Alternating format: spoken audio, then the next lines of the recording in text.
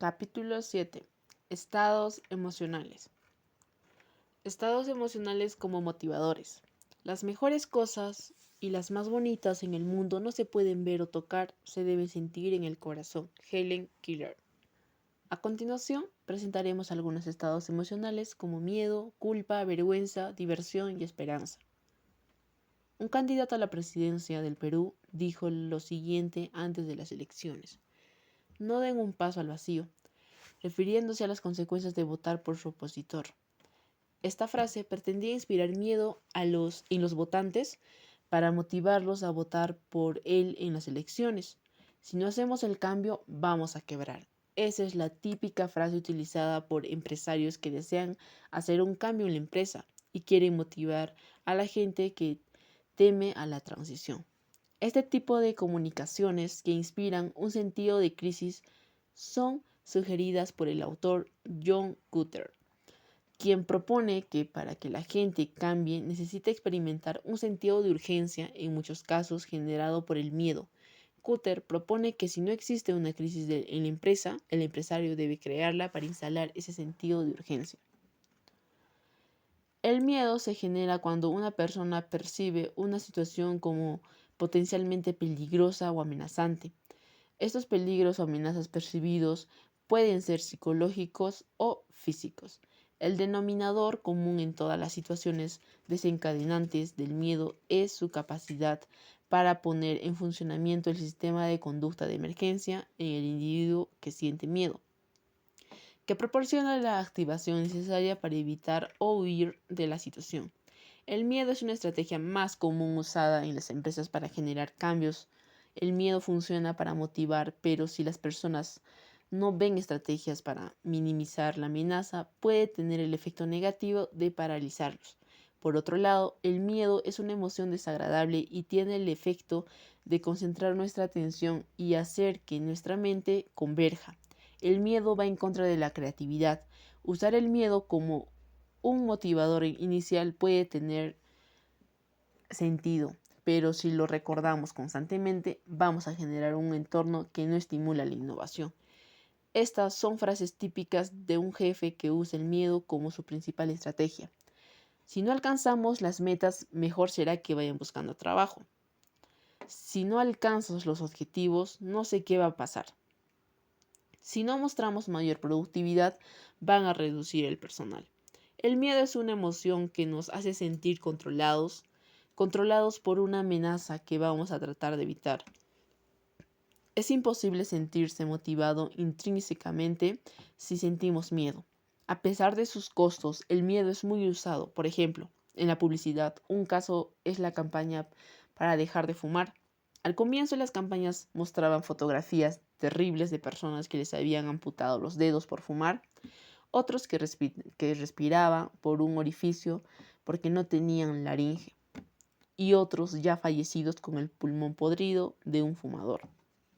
El miedo, como toda emoción, tiene una duración corta. Instalar estados emocionales en las personas es útil cuando necesitamos que las personas actúen en las siguientes horas, pero los estados emocionales no son motivadores a largo plazo y los efectos de los estados emocionales negativos son en general perjudiciales.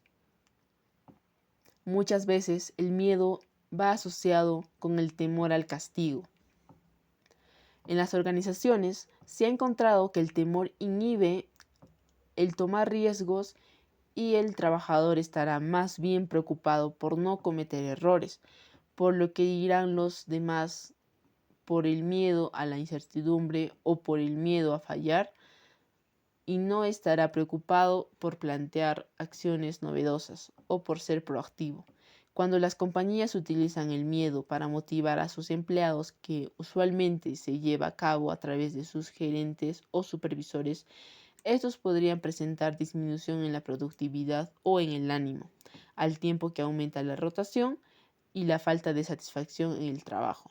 También podrían esforzarse solo lo suficiente para evitar el castigo. El águila y la gallina. Cuentan que un águila le decía a una gallina: «Qué malagradecida que eres tú. Tu dueño te mantiene durante toda la vida, te alimenta, te cuida de las bestias y ¿Qué haces tú? Comienzas a correr por el tejado, saltas de un lado a otro, te escapas y no te dejas atrapar. En cambio, yo estoy poco tiempo acá, pero soy más agradecido que tú. Yo sé cómo debo portarme y mostrarle mi gratitud a mi amo. Cuando me llama, voy inmediatamente y me poso en su brazo. A lo que la gallina le respondió: quizás tengas razón, pero dime, ¿algunas veces has visto a un águila asada? Como comenta la historia, el miedo hace correr a la gallina. Personalmente, salvo que no tenga otra opción, trato de evitar instalar estados emocionales de miedo. Existen otras formas más positivas de motivar a las personas a cambiar. Así, especialmente en el contexto laboral, los castigos pueden ser vistos con mayor claridad como estrategia de control. La culpa. Mira todo lo que he hecho por ustedes, y ustedes no pueden hacer este pequeño que les pido. Esta es la típica afirmación de un padre, jefe o profesor para tratar de instalar el estado emocional de culpa para motivar hacia una conducta determinada. Muchos ejecutivos cargan el peso de la culpa a diario en sus oficinas, como muestra la ilustración 77. La culpa o la vergüenza surgen cuando sentimos que hemos fallado en algún sentido. Por un lado, la vergüenza es una emoción que surge de la desaprobación de los demás. Cuando sentimos que no hemos alcanzado ciertos estándares, la culpa es más bien una emoción privada que surge de la propia desaprobación. Cuando sentimos que hemos transgredido ciertas normas o reglas. Al igual que el miedo, la culpa tiene un efecto controlador en las personas. Uno siente que debe hacer algo que posiblemente no quiera hacer, solo para no sentirse desaprobado por otros. La culpa es sin duda un motivador muy usado en las campañas promocionales de las entidades sin fines de lucro.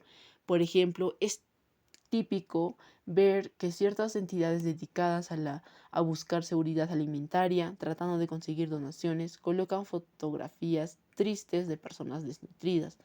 Al ver esta fotografía, inconscientemente sentimos culpa que nosotros estamos mejor y no estamos haciendo nada al respecto. Algo similar ocurre con las campañas para discapacitados. Hemos visto que cuando la motivación se basa en vergüenza o en culpa, la motivación introyecta. Los resultados son óptimos, la motivación no es de buena calidad. Hay negocios que se basan en la culpa, como el negocio funerario. Finalmente, lo que se compra en un negocio funerario es un ataúd que se entierra para siempre y solo se ve por unas horas. Además, la persona que está dentro ha fallecido y no siente ninguna comodidad. Sin embargo, es típico encontrar vendedores que le dicen a los deudos: su padre o su madre se merece lo mejor. Motivados por la culpa, compran ataúdes más caros. En una empresa bancaria, el gerente del banco hizo oír a todos sus ejecutivos en su reunión mensual una llamada de queja de uno de sus clientes. El cliente se quejaba de la atención del banco en una agencia, pero las causas de la queja tenían que ver con los procesos internos y que el banco era muy lento para cambiar. La queja era desastrosa y generaba vergüenza y culpa. El banco usó una estrategia para motivar a la gente a darle importancia a la mejora de procesos. La entrenadora de vóley del Perú, Natalia Málaga, es famosa por los discursos coléricos y algo agresivos que da a sus jugadores. Para mí, Natalia es una experta en la motivación por la culpa y la vergüenza. Cuando uno ve las paradas en el partido que la entrenadora hace para conversar con sus jugadoras, les mete vergüenza y culpa para motivarlas a que den más en el partido. A Natalia le ha funcionado bastante bien su estrategia. Sin duda, la culpa es un motivador y funciona porque solo quiere que mantengan la motivación por unas pocas horas. Sin embargo, ¿qué pasa en el largo plazo? ¿Qué pasa con cómo se sienten las personas? Ahora, si yo fuera jugador de vóley, dejaría la selección. Al igual que el miedo en mis consultorías, trato de evitar la culpa porque es una emoción muy desagradable y que se limita a la autonomía de las personas. Existen otras emociones desagradables que también motivan, como el asco o la rabia. Emociones agradables. Si, no es, si nos esforzamos, vamos a ser el mejor equipo que ha existido. No pensemos en nosotros mismos, pensemos en nuestros clientes, en cómo hacemos la diferencia en sus vidas. En ambos casos se trata de instalar emociones positivas, la primera relacionada con el orgullo y la segunda relacionada con la esperanza. Las emociones agradables también motivan, pero a diferencia de las desagradables, tienen una serie de beneficios. En primer lugar, amplían nuestra capacidad de ver el todo, nos dan perspectiva. En segundo lugar, nos dan fuerza y nos preparan para enfrentar futuras situaciones difíciles. Las emociones positivas nos hacen sentir menos controlados y aumentan nuestra creatividad y el aprendizaje. La emoción positiva también es usada en los comerciales a través del humor. Lo que han encontrado los enunciantes es que los comerciales creativos como humor los distinguen mejor del resto, son más recordados y generan una actitud positiva hacia el producto. En un estudio en una biblioteca, a un grupo de alumnos se les hizo ver una caricatura graciosa que generaba risas. Al otro grupo no se le mostró esta caricatura. A ambos grupos se les puso un pedazo de papel. El grupo que vio la caricatura graciosa estuvo más dispuesto a entregar el pedazo de papel. Es decir, cuando estamos en un estado emocional agradable, es más fácil motivarnos hacia una conducta determinada. Puede que nos quiten la vida, pero jamás nos quitarán la libertad. ¿Quién dijo esas palabras? Lo más probable es que la mayoría de los lectores las recuerden. Son las palabras que usa William Walsh en la película de Braveheart o Corazón Valiente, para motivar a su limitado ejército a luchar contra el gran ejército inglés. En este caso, Walsh logra instalar un estado emocional agradable de esperanza en su gente que la motiva a dar todo de sí para vencer a un ejército que parecía invencible.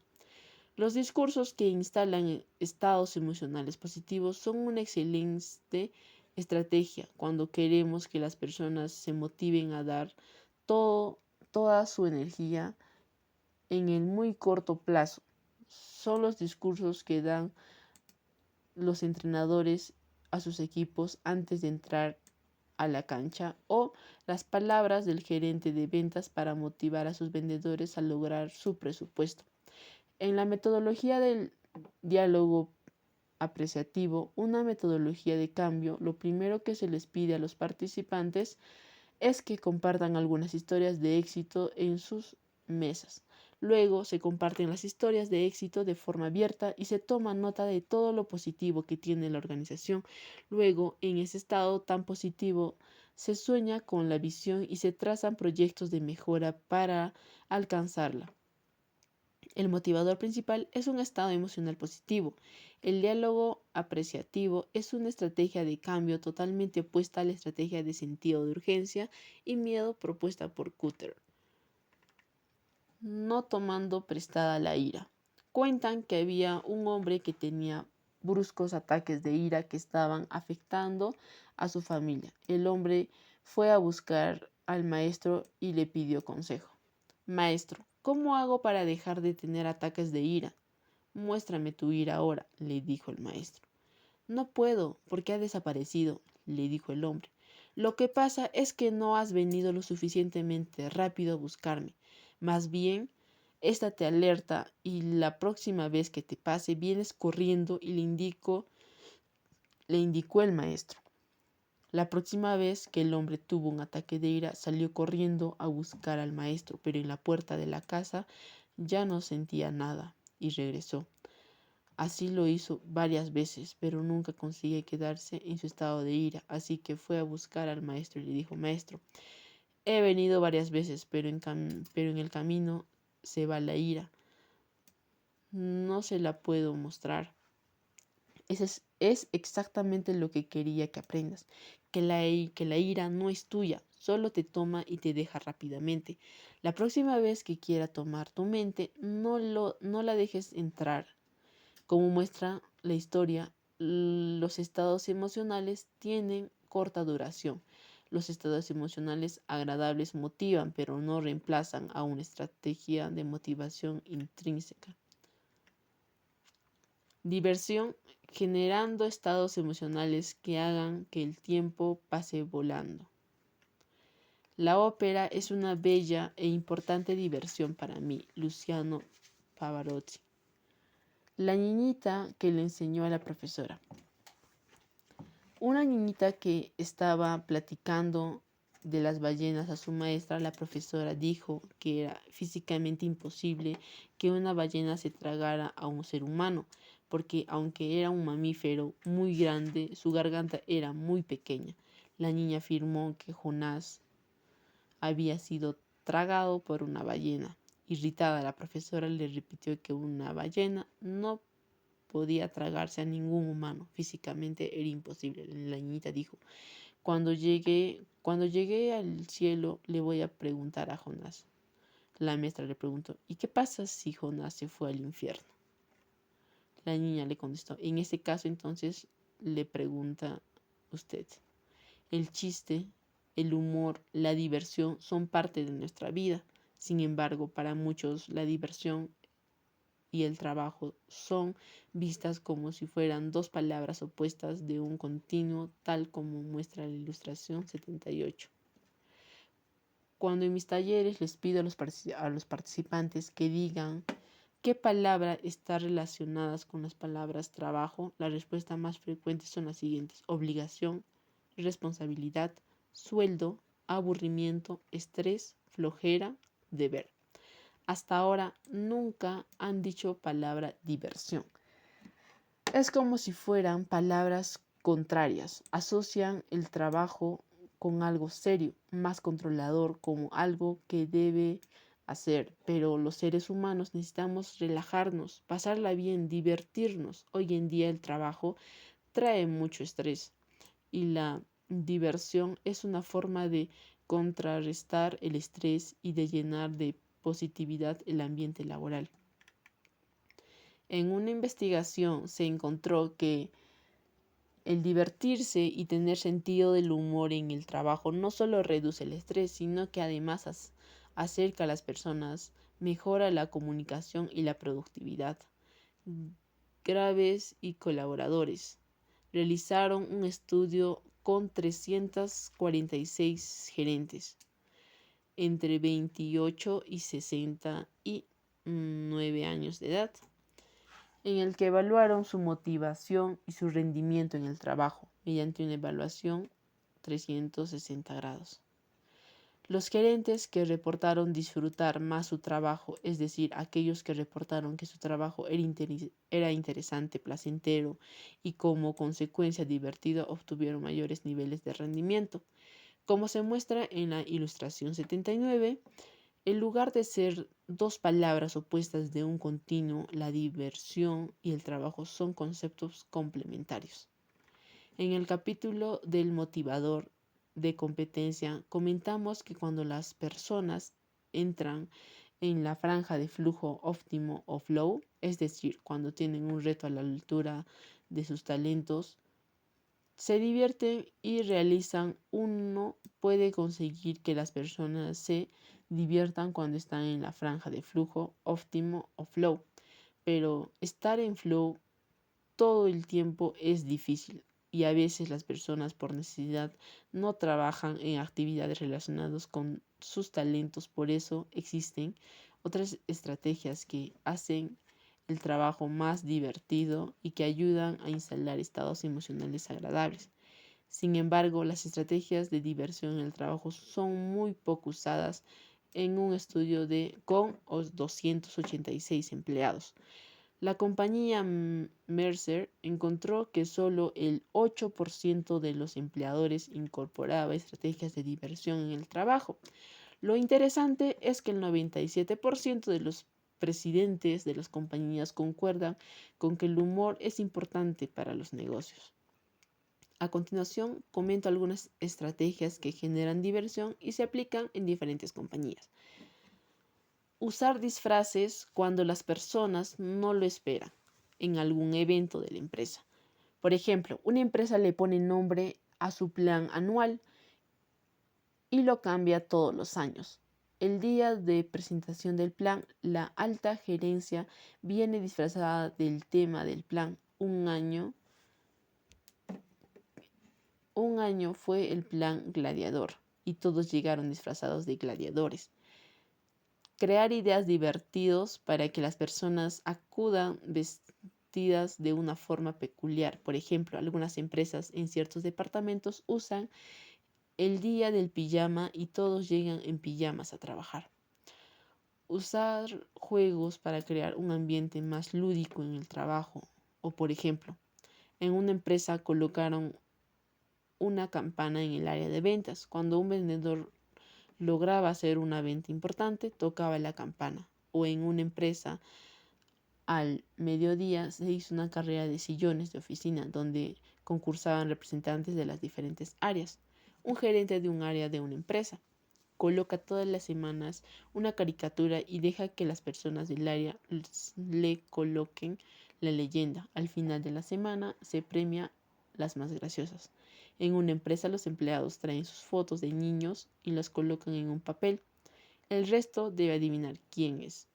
Decorar la oficina de forma lúdica. Muchas empresas usan globos de colores, por ejemplo.